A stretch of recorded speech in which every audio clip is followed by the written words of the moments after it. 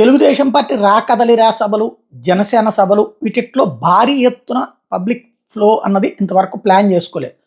మామూలుగా 10,000, 15,000 ఆ మధ్యన శంఖారావం సరే లోకేష్ పాదయాత్ర ముగింపు సందర్భంగా మాత్రం వేలాది మంది వచ్చారు.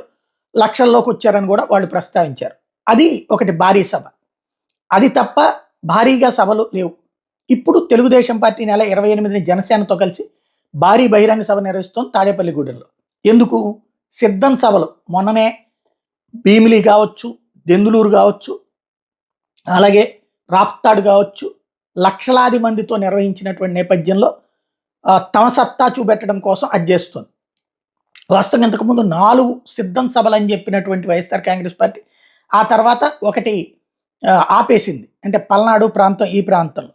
ఎందుకంటే ఇక్కడ ఆల్రెడీ ఒంగోలులో ఈ కార్యక్రమం పెట్టారు కాబట్టి ఇళ్ళదనేది. కానీ ఇప్పుడు మరి తెలుగుదేశం పార్టీ జనసేన ప్రోగ్రాం చేపట్టింది కాబట్టి వీళ్ళు మళ్ళీ సిద్ధం సభ, ఏదైతే 4వ సభ ఆపేసిన సభ వాస్తవంగా ఇక్కడ కోస్తాలో పెట్టి, అంటే గుంటూరు బాపట్ల మధ్యలో పెట్టి, గుంటూరు ఒంగోలు మధ్యలో పెట్టి ఆ తర్వాత రాయలసీమలో పెడదాం అనుకున్నారు.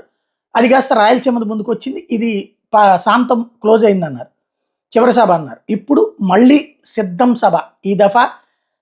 అందుకని వీళ్ళది అయిపోయాక చూపెట్టేటటువంటి ప్రయత్నం ఇప్పుడు తాజాగా చూస్తే బాపట్ల జిల్లా అద్దంకి నియోజకవర్గం మేదరమెట్ల దగ్గర ఆఖరి 4వ సిద్ధం సభ వచ్చే నెల మార్చి 3న ఆదివారం నిర్వహించబోతున్నారు.